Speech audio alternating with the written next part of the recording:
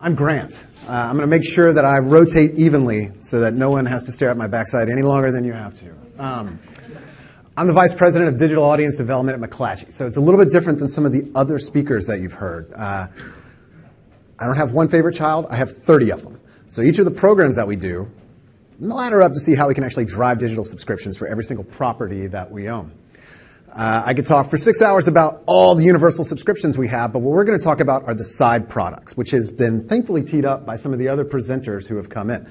Specifically, the wonderful overview by the Washington Post that talked about, well, we have all of this, but you can get it as a subscriber, and maybe we'll price it as a one-off. I'm going to tell you how we price something as a one-off and have been generating sales, subscription, and retention and revenue from that. To kick that off, though, the way we frame this conversation internally is dusting off a really great metaphor from back in the good old Web 2.0 days, right? The long tail, that with endless supply comes endless demand. So Grant, help me wrap my head around exactly how that works. People are subscribing for everything, right? This is a wonderful chart from Mary Meeker's Consumer Internet Trends. Whether we could do the show of hands, I'm willing to bet about 95% of you are carrying a Netflix account around right now. Show of hands, who's a Peloton user? That's my favorite question. There we are. 1, 2, 3. Awesome. The point I'm making here is if there is interest in something, you can continue selling it as a one-off at a fixed price, or you can provide access on an ongoing annuity for it. I recently subscribed based on the power users in my house for DoorDash. We're now unlimited DoorDash subscribers for $9.99 a month. You too, right? All of a sudden now I don't have to worry about that delivery charge. The decisions have been made that much smarter, and I guarantee you I'm going to save the $9.99 off just 2 purchases. My point being, people are being conditioned to expect that they will subscribe to something, from plumbers to lawyers to Stitch Fix for the clothes that you might want. Using that as a trend, you can go 2 approaches. You have your paywall, you can make it work, or you can get people to pay. Now, you go back to that long tail diagram a second ago. This is a general export out of our Adobe Analytics suite, and you start to see a similar trend, right? There are the content entities that you have, the pages that you have. Your consumption starts off with the head, gets right down into the middle, and then a long tail of infinite choice. One of the things that was told to me, again, I've been in this space now for about 8 months. Prior to here, I was at Yahoo for 7 years, AOL for 5 years before that. Grant, the way we get people to subscribe is if we can get them engaged in 3 sections of content, they're going to build their habituation. From that habituation comes a daily habit. From that, they're going to get tired of hitting our paywall, and then they're going to subscribe. And I thought that was pretty interesting, which is to say, again, you can dance with the paywall. We configure. My main mantra on the paywall side of it is you can't have a one hammer for every single market. If you are in Merced, California, maybe 5 page views over 30 days works best. If you are in Bradenton, Florida, maybe it's 2 over 30. If you're in Miami, Charlotte, bigger markets, bigger penetration, bigger audiences, configure that in such a way. But if you want to get access to everything that's inside that graph, you have to pay. My question is, what about for the folks who over-index in one particular type of content? I'm fortunate enough with an analytics team where I can deep dive and cut and dissect every single market. And we can build cohort charts that say if you took the, if you break your segmentation up in the way that we do, you have your fanatics, your loyalists, your occasionals, your tourists, and your drive-bys. If you look at those fanatics, double-click into those, you could potentially see a segment that over-indexes across the board. You could find the ones who over-index in mugshot photos was the one that was a little bit surprising to me at the local market. And then also sports is one. So again, if I go back to that same metaphor where I got to get people into 3 content types before they subscribe, that might be a waste. Someone made the comment earlier about leaving money on the table, leaving subscriptions on the table. Show of hands, who likes to get paid? Right? I do too. My point being is I want to take the money. I want to engage in a paid relationship with a subscriber. We could do the free trial. We could do the paid trial. But I think if you can get your customers accustomed to paying for access to the content they want, you can get the whole thing, or you can get that individual slice, that sliver. So as we did the mental math and the trade-offs, and then working with product, working with analytics, well, Grant, how long is this going to take to launch? I don't know. What does product think? Well, if we built it in the way that we want, it could take us probably 4 sprints. 2 weeks per sprint, you're looking at 8 weeks, 2 months. Got it. That's not going to work. This is the NFL preseason right about the time that we launched. Miami was the first market we were experimenting with a test only for sports. It is August 7th, 2 months from now, and I'm not a Dolphins fan, but they might not be in the hunt of it at that point. How can we move quick? What are the trade-offs that we would have to make? We determined what it would take to gerrymander the paywall around that particular segment, to create the entitlements for that segment. If you pay for it, you get what you pay for.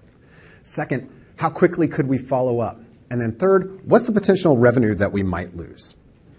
That experiment was going to take about 2.5 weeks. We decided let's run fast and break stuff. If we launch it here and we don't like what we see, gentleman's point over here, know when you can cut bait and run. We figured out when we could do that. If we isolate it to a single market, determine what the take rate is. Number two, cannibalization. Oh man, what if we have a full paying subscriber who then wants to quit and downsize to this sports product? That's a real risk. But let me tell you what I thought the options were. 100% full subscriber, 0% revenue as a subscriber. If anything, we're right in the middle. And if they were going to quit, they're going to quit. This is an opportunity to save them based on the data that if they sorry, I told you I wouldn't turn that way the whole time. If they over-index in sports consumption, let them keep getting that. And at some point, we will figure out by recirculation, by remarketing, we'll get them into other sections. So my point being, I don't care if they do that. Like at the end of the day, I get to keep my job based on how many subscribers I get. Not many full-paying subscribers, how many subscribers, and then still meeting my revenue goal. If I lose a single all-in paid sub, but I make it up with 4 Sports Pass subs, I win. And I get a bigger pool of people to draw from. So again, if they over-index in sports, what should we do? The other thing is, do we have any sports content to sell? And the answer is yes. We're blessed. Across 30 markets, we're currently live in 10 with a product called Sports Pass. Each one of these wonderful images that you see up here represent either a pro franchise, a college franchise, across a variety of sports. So we've got everything from the Sacramento Kings to the Kentucky Wildcats to the Kansas City Chiefs to Duke basketball. Giving people access to the stuff that they want outside of just what they get for free inside of the paywall. And then on top of that, podcasts, another area as everybody already has mentioned. We had a wonderful podcast on a not so wonderful topic, but Ray Carruth, ending his prison term, coming out of jail, now out to as a free person. We had a serial piece of content that was both written in the Charlotte Observer, repackaged, reimagined, and redistributed through our podcast. Again, a subscriber benefit that people got an opportunity to look at. The other side of this is you never know what is going to be that tipping point for a subscriber.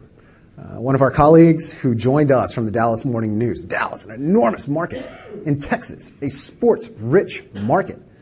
The single piece of content that drove the highest correlation to subscriptions, pause for effect, was SMU football, which has not been relevant since 1984 when Eric Dickerson was there and they were competing and they were paying their players quite well. But this was the magic ingredient, that of all the different content they could produce, it was SMU football.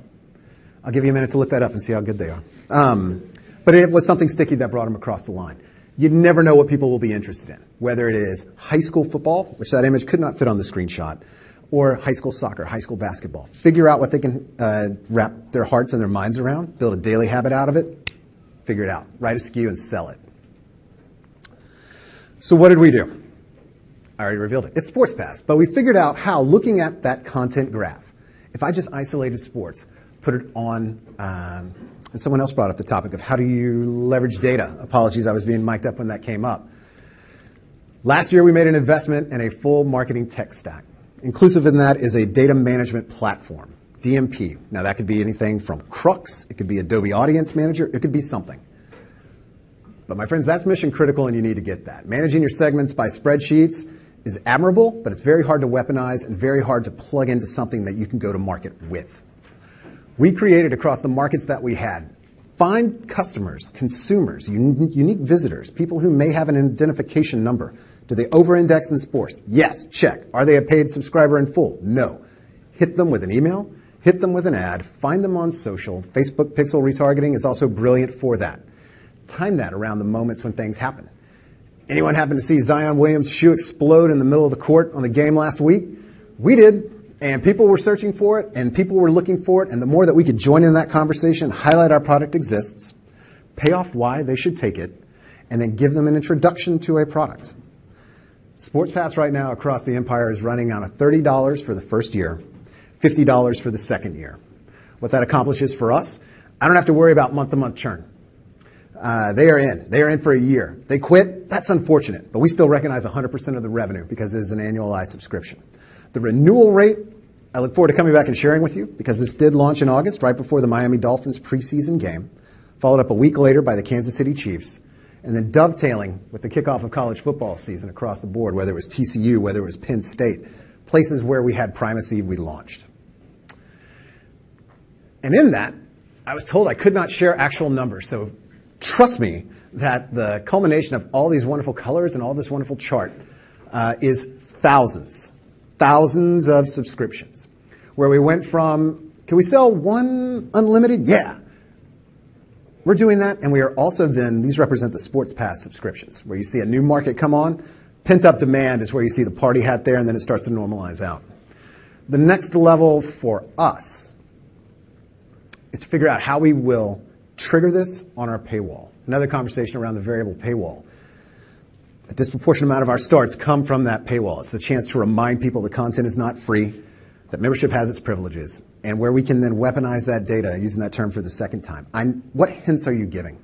What context clues can we get so that we catch the user at the right time with the right message, the right product, and then the fun part on price. Bless you. Thousands of subscriptions started by selling a niche product, which is a half step to a paid relationship. You can envision, and these are the conversations that we are having right now as well, that if you go back to that chart with all the different types of content that are in there, it opens the door for a paid relationship to another section. 100% of a paid subscription could be equal components of individual niche topics. The other thing we could potentially explore is, man, at the end of the day, I love all the content that you have, but I really, really love the stuff coming from this one journalist.